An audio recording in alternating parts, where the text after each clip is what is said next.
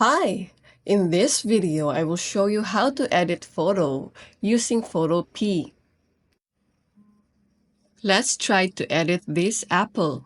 First, we will get its background by going to Select and then click on Remove BG.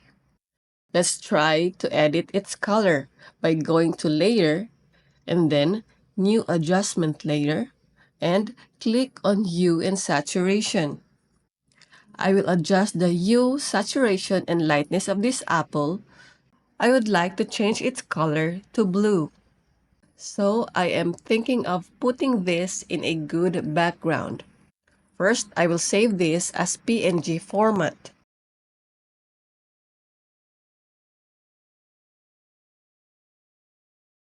And then I will open this background.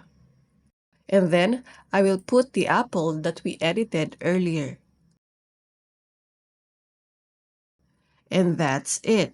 For more videos like this, hit the subscribe button and click the notification bell so that you get notified for our new uploaded videos. See you next time!